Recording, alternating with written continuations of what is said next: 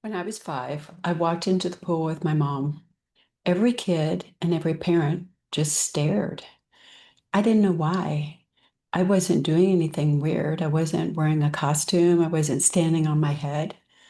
It was just me. My mom leaned down and said something that I will never forget.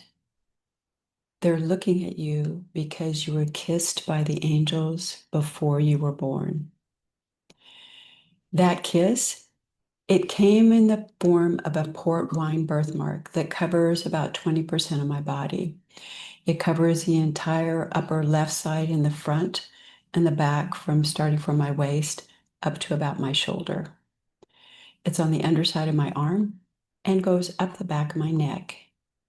It's bold. It's a deep pink purple.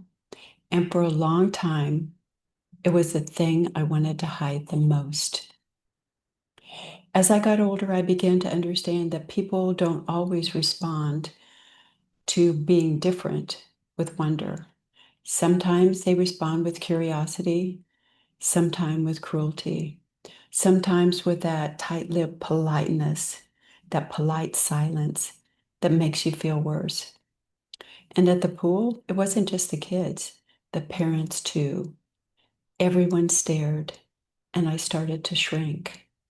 I became Bertha Birthmark, the girl with the birthmark.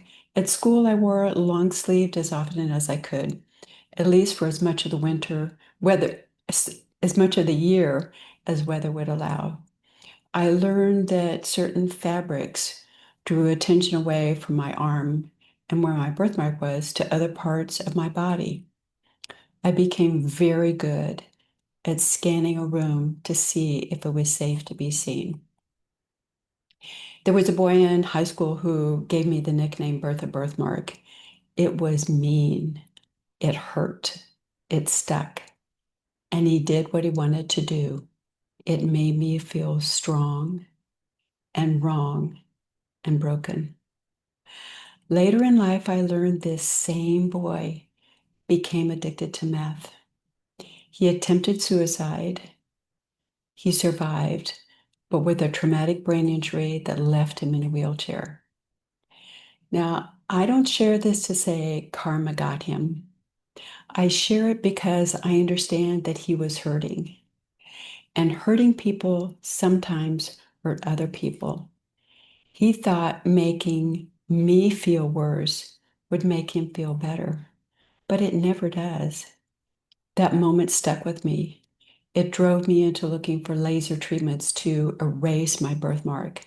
But at the time, the technology wasn't advanced, and I was told it would cause a scar that would be even more visible than what I had. So I stayed marked.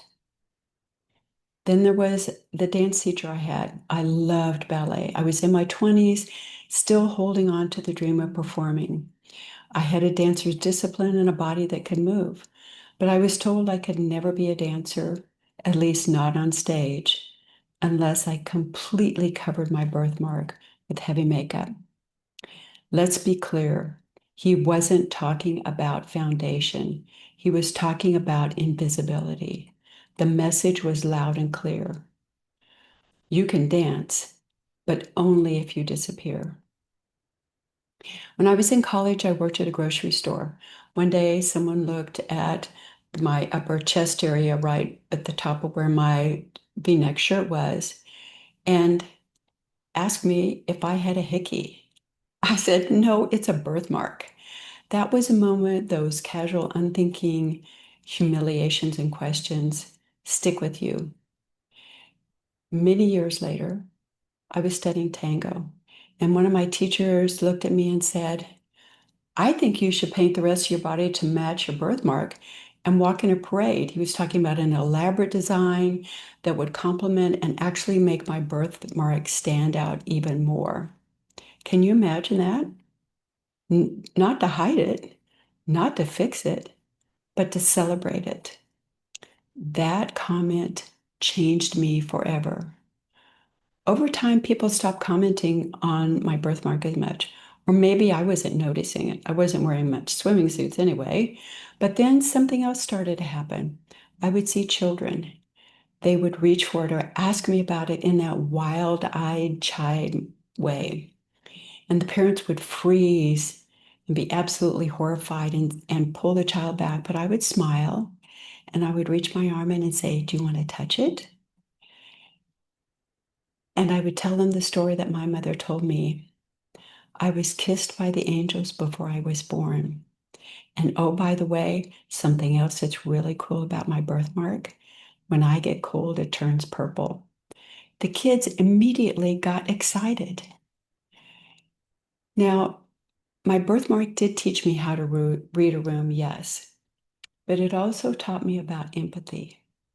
And it gave me radar for being real. It showed me how powerful it is to embrace what you think others want you to hide. It gave me a mission to help women stop hiding, especially in midlife, because many of us are taught if we want to be admired, we have to shrink. And I'm saying, not anymore. We all carry marks. Some you can see, some you can't. But the ones we have been told to hide, or the ones that we hide because we feel safe, those are the ones with the most magic in them. So if you're ever told to shrink, fade, or fix yourself just to belong, this episode is your invitation to stop hiding. Because I didn't just survive the stairs, I danced through them. And now I help other women dance back into their bodies. I'd love to hear your story. Until next time, stay visible, stay radiant, and forever young.